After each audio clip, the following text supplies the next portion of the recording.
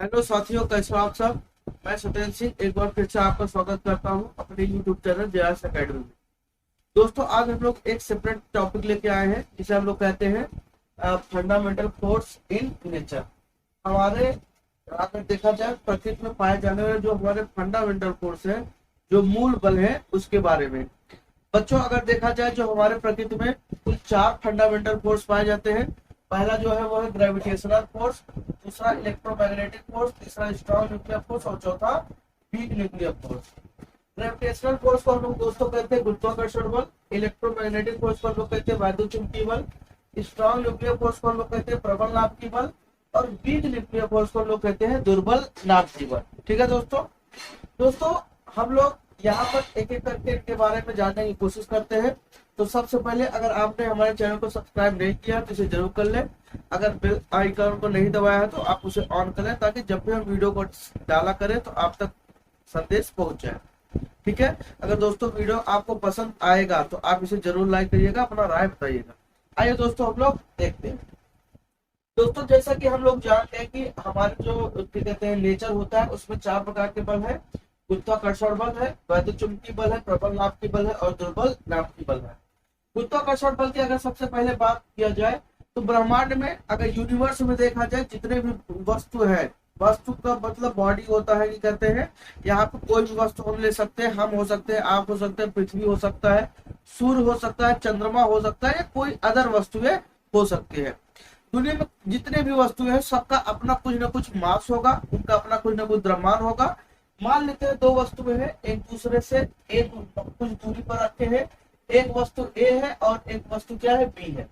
तो ब्रह्मांड में उपस्थित जितनी भी वस्तुएं हैं, उनका अपना द्रव्यमान होता है। मान लेते हैं इनका द्रव्यमान कितना है, m1, और इनका जो द्रव्यमान है दोस्तों वो कितना है, m2 है। ठीक है ना। इनका द्रव्यमान कितना है, m1, और इनका द्रव्यमान कितना है, m2 है। हर वो वस्तु जिनमें क्या होता है, द्रव्यमान होता है, वो हमेशा एक दूसरे को अपनी ओर आकर्षित करती है। जैसे हम है, ये मार्कर है, तो मार्कर का अपना कुछ ना कुछ मास होगा, हमारा कुछ ना कुछ मास होगा।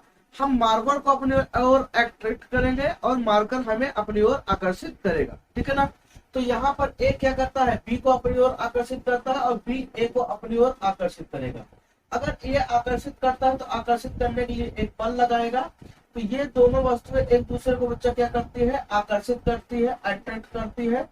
और आकर्षित करने के लिए इन्हें क्या लगाना पड़ता है, बल लगाना पड़ेगा, एक आकर्षण बल लगाना पड़ेगा। और यही जो आकर्षण बल लगता है, उसी आकर्षण बल को नाम दिया जाता है गुरुत्वाकर्षण बल। क्या नाम दिया जाता है, गुरुत्वाकर्षण बल नाम दिया जाता है, ग्रेविटेशनल फोर्स नाम दिया जाता है। तो ब्रह्मांड में उपस्थित 2 वस्तुएं एक दूसरे को अपनी ओर आकर्षित करने के लिए जिस बल का प्रयोग करते हैं, उसी बल को नाम दिया जाता है गुरुत्वाकर्षण बल। ठीक है ना। अब ये जो आकर्षित करने की जो दोस्तों घटना है, जो फिनोमिना है, इनका आकर्षित करने की जो घटना है, उसी घटना को नाम दिया जाता है दोस्तों गुरुत्वाकर्षण। क्या नाम दिया जाता है, गुरुत्वाकर्षण। ठीक है ना। अब इसी गुरुत्वाकर्षण के कारण या गुरुत्वाकर्षण बल के कारण सूर्य किसको अपनी ओर आकर्षित किया है, पृथ्वी का। तभी पृथ्वी क्या करता है, सूर्य के चारों ओर चक्कर लगाता है। चंद्रमा पृथ्वी के चारों ओर चक्कर लगाता है, या अदर जो ग्रह है वो क्या करते हैं, सूर्य के चारों ओर क्या करते हैं, चक्कर लगाते हैं। ठीक है ना।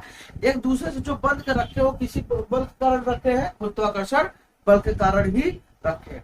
अब यहाँ पे जो इनके जो बल लगता है, ये जो बल लगता है वो आपका होता है, ये आपका क्या होता है कि जो इनके बीच आकर्षण बल लगेगा, ये बल हमेशा इनके द्रव्यमानों के गुणनफल के क्या होता है, अनुक्रमानुपाती होता है। द्रव्यमानों के परिमाण के गुणनफल के क्या होता है, अनुक्रमानुपाती। कौन, ये जो आपको गुरुत्वाकर्षण बल लगता है।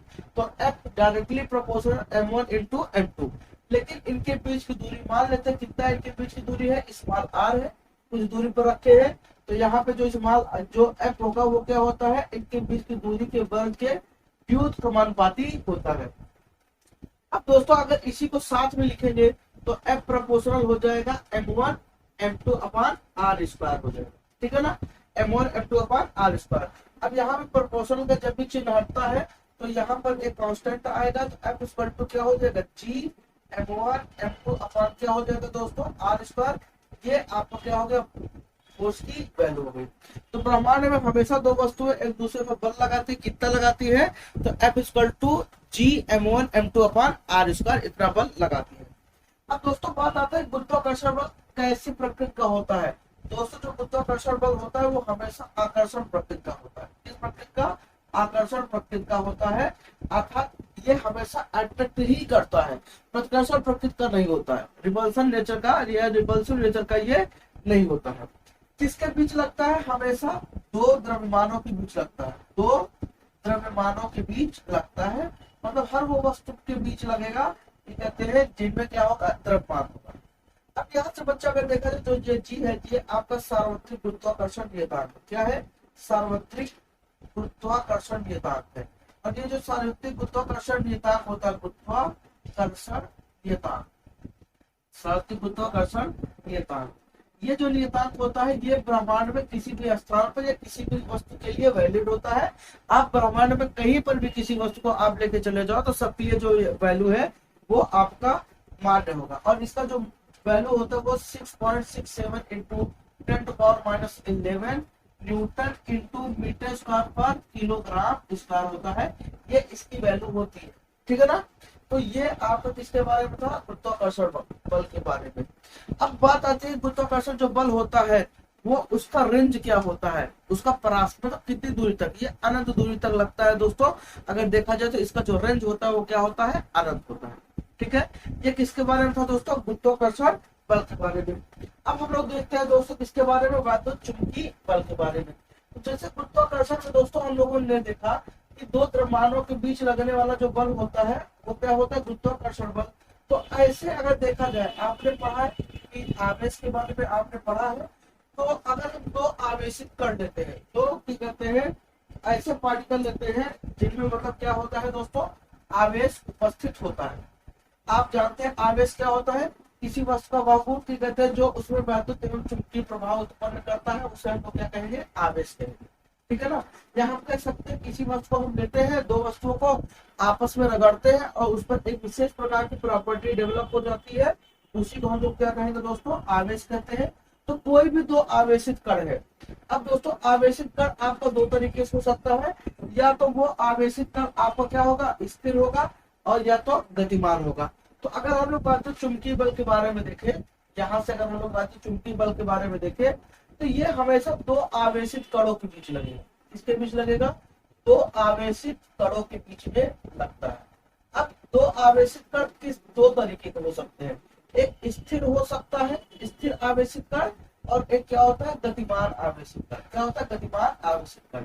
जब दो स्थिर आवेशित कण होते हैं तो उनके बीच में जो बल लगता है उस बल को हम लोग नाम देते हैं वैद्युत बल नाम देते हैं। क्या नाम देते हैं? वैद्युत बल नाम देते हैं।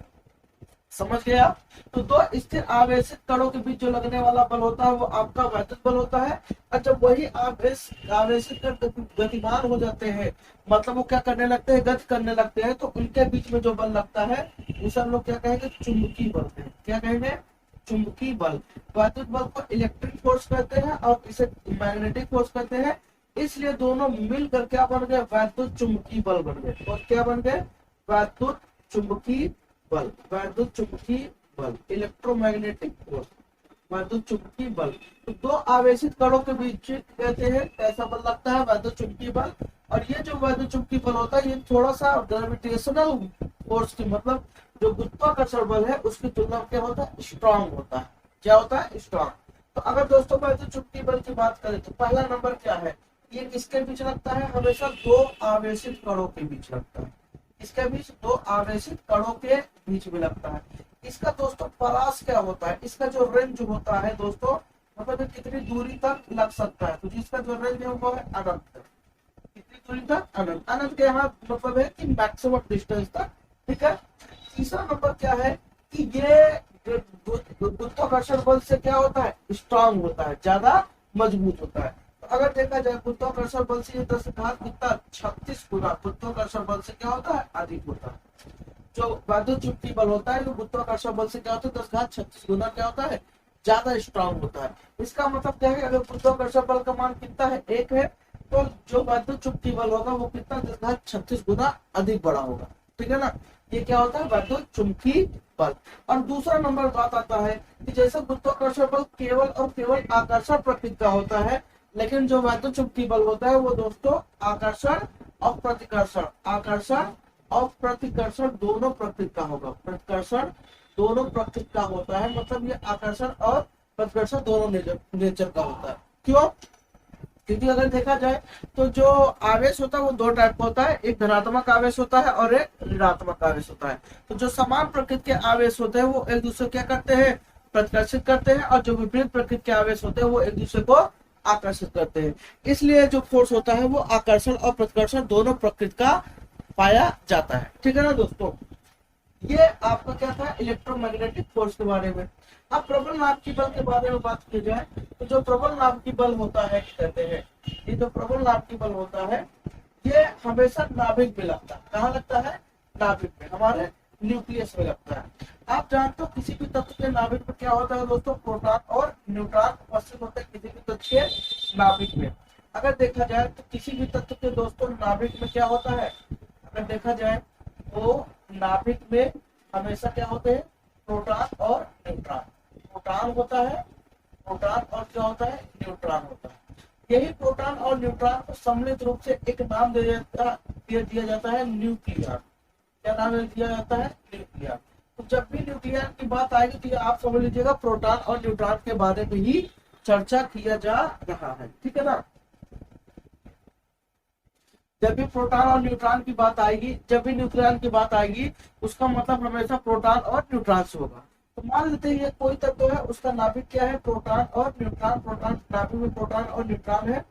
प्रोटॉन और न्यूट्रॉन के बीच जो लगने वाला बल होगा उसी बल को हम लोग नाम देते हैं प्रबल नाभिकीय बल, स्ट्रॉन्ग न्यूक्लियर फोर्स। ठीक है ना, और ये आपका हमेशा किस प्रकृति का होता है, आकर्षण प्रकृति का होता है। किस प्रकृति का होता है, आकर्षण प्रकृति का। और ये हमारे नेचर में पाया जाने वाला सबसे स्ट्रॉन्ग फोर्स होता है। हमारे नेचर में पाया जाने वाला सबसे क्या होता है, स्ट्रॉन्ग फोर्स होता है। और ये इसका जो रेंज होता है, इसका जो रेंज होता है दोस्तों वो 10⁻⁻15 मीटर के रेंज का होता है। ठीक है ना, इसका जो परास होता है वो 10⁻⁻15 मीटर के रेंज का होता है।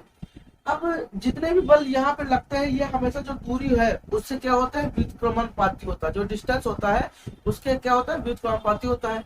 अब यहाँ पर अगर देखा जाए, अगर डिस्टेंस से क्या होता है, व्युत्क्रमणपाती होता है, तो दूरी जैसे ज्यादा होगा लगने वाला बल क्या हो जाएगा, कम हो जाएगा, और दूरी कम तो लगने वाला बल ज्यादा। ठीक है ना, तो यहाँ पर जो नाभिक का साइज होता है वो कितना 10⁻⁻15 मीटर का होता है। तो यहाँ से अगर देखा जाए ये डिस्टेंस बहुत कम है, इसलिए लगने वाला जो फोर्स होता है वो क्या होता है, बहुत स्ट्रांग होता है। अब अगर देखा जाए तो ये गुरुत्वाकर्षण बल से कितना 10⁻38 गुना अधिक होता है। कितना? 10⁻38 टाइम क्या होता है, ये आपका स्ट्रांग होता है। इससे गुरुत्वाकर्षण बल से। अब ब्रह्मांड अगला बल देखा जाए जो आपका वीक न्यूक्लियर फोर्स है, ये आपका मतलब इससे कमजोर बल होता है। ये अगर देखा जाए ये 10⁻26 गुना होता है। कहते हैं 10⁻26 गुना लगता है। आइए दोस्तों देखते हैं इनके बीच में एक रिलेशन बनता है और उस रिलेशन के बारे में देखते हैं, यही से आपका प्रश्न पूछा जाता है। तो हमारे पास अगर देखा जाए तो फंडामेंटल लाइन में कुल कितने फंडामेंटल जो फंडामेंटल फोर्स है हमारे नेचर में कुल कितने हैं, 4 है। एक आपका गुरुत्वाकर्षण बल है, एक वैद्युत चुंबकीय बल है, और एक प्रबल नाभिकीय बल, और एक दुर्बल नाभिकीय बल। अब यहाँ पर इन चारों के बीच में रिलेशन देखा जाए कौन ज्यादा मजबूत होता है और कौन ज्यादा कमजोर होता है। तो यहाँ दोस्तों अगर देखा जाए तो हमारे पास फोर्स है, पहला जो फोर्स है वो आपका ग्रेविटेशनल फोर्स है। दूसरा जो हम लोग फोर्स देखते हैं ये आपका एक ये फोर्स, ये और जरा देखते हैं ग्रेविटेशनल फोर्स है।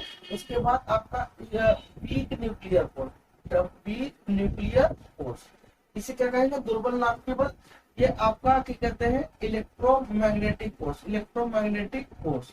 और ये आपका स्ट्रॉन्ग न्यूक्लियर फोर्स। ठीक है ना, इसे लोग क्या कहेंगे, गुरुत्वाकर्षण बल कहेंगे, गुरुत्वाकर्षण बल। तो ये क्या हो गया, गुरुत्वाकर्षण बल हो गया। ये आपका दुर्बल नाभिकीय बल है। ये क्या है, दुर्बल नाभिकीय बल, नाभिकीय बल, दुर्बल नाभिकीय बल। और ये आपका क्या है, प्रबल नाभिकीय बल। ये क्या है दोस्तों, प्रबल नाभिकीय बल, प्रबल नाभिकीय बल। और इसकी बात करें तो ये आपका क्या है, सॉरी ये क्या है, वैद्युत चुंबकीय बल। माफ करिएगा, ये क्या है, वैद्युत चुंबकीय बल, वैद्युत चुंबकीय बल, वैद्युत चुंबकीय बल। और ये क्या है आपका दुर्बल नाभिकीय बल। ये सॉरी प्रबल नाभिकीय बल। क्या है? प्रबल नाभिकीय बल। प्रबल नाभिकीय। अब यहाँ पे बच्चों बात करते हैं प्रबल नाभिकीय बल। अब यहाँ पर देखा जाए, अगर यहाँ देखें गुरुत्वाकर्षण बल अगर आपका एक होता है, इसका जो क्षमता होता है अगर एक मान लें, तो ये गुरुत्वाकर्षण बल से 10⁻26 गुना, ये गुरुत्वाकर्षण बल से 10⁻36 गुना, और ये गुरुत्वाकर्षण बल से कितना 10⁻38 गुना अधिक होता। ठीक है ना। और गुरुत्वाकर्षण बल कितना मान ले? एक मान ले, तो ये गुरुत्वाकर्षण बल से कितना 26 गुना, और ये गुरुत्वाकर्षण बल से 10⁻36 गुना, और ये गुरुत्वाकर्षण बल से 10⁻38 गुना अधिक स्ट्रांग होता है। तो अगर देखा जाए कि हमारे दैनिक जीवन में जो हमारा क्या कहते हैं प्रकृति है, उसमें सबसे स्ट्रांग फोर्स कौन है? तो सबसे प्रबल बल यही है। सबसे प्रबल बल, स्ट्रांग फोर्स, प्रबल बल कौन सा है? प्रबल नाभिकीय बल। ठीक है ना। स्ट्रांगेस्ट फोर्स या strong force, strong force, strong. सबसे स्ट्रांग फोर्स कौन है? आपका प्रबल नाभिकीय बल, स्ट्रांग न्यूक्लियर फोर्स। और ये सबसे कमजोर बल कौन सा है? तो सबसे कमजोर बल, सबसे कमजोर बल, कमजोर बल। सबसे वीक फोर्स कौन है? Weak force. वीक फोर्स कौन सा है बच्चों? वीक फोर्स वो आपका है ग्रेविटेशनल फोर्स। ठीक है ना। तो हमारे दैनिक जीवन में जो सबसे कमजोर बल है वो कौन सा है दोस्तों? आपका ग्रेविटेशनल फोर्स है। ठीक है। अब यहाँ पर देखा जाए कि क्या कहते हैं गुरुत्वाकर्षण बल है। अब यहाँ से देखिए जो वैद्युत चुंबकीय बल होता है, प्रबल नाभिकीय बल, ये 10⁻36 है और ये 10⁻38। अगर दोनों में अगर देखा जाए तो ये इससे 10⁻2 टाइम क्या है? बड़ा है। ये वाला प्रबल नाभिकीय बल इससे क्या है? 10⁻2, अर्थात कितना दोस्तों? 10⁻100। 10 का इसका क्या होगा? 100। इसका मतलब कि 100 गुना क्या है? ये ज्यादा स्ट्रांग है। तो जो प्रबल नाभिकीय बल होता है वो वैद्युत चुंबकीय बल से कितना गुना स्ट्रांग होता है? 100 गुना ज्यादा स्ट्रांग होता है। कौन? प्रबल नाभिकीय बल। तो सबसे स्ट्रांग फोर्स क्या होता है? आपका प्रबल नाभिकीय बल। सबसे कमजोर बल आपका गुरुत्वाकर्षण बल। ठीक है ना। इसका जो रेंज होता है वो दोस्तों क्या होता है? अनंत होता है। इसका 10 घात लगभग -16 मीटर तक होता है। ये आपका 10, ये आपको कितना होता है? अनंत होता है। और ये 10 घात कितना? -15 मीटर तक का होता है। ठीक है ना दोस्तों। ये था किसके बारे में? एक छोटा सा ऐसे नॉर्मल टॉपिक हम लोग लेके आए थे, फंडामेंटल फोर्सेस इन नेचर। क्योंकि कई दिन से वीडियो हम डाल नहीं रहे थे, तो आज ऐसे नॉर्मली लेके चले आए। तो उम्मीद करता हूँ ये वीडियो आपको अच्छा लगा होगा। आपको जैसा भी ये लगा है आप अपनी प्रतिक्रिया जरूर दें, राय जरूर दें। अगर आपने हमारे चैनल को सब्सक्राइब नहीं किया तो जरूर सब्सक्राइब करें, अपने दोस्तों में शेयर करें। हम कोशिश करेंगे ज्यादा से ज्यादा वीडियो आपको डालने की, यहाँ पे देने की कोशिश करेंगे। ठीक है दोस्तों, थैंक यू।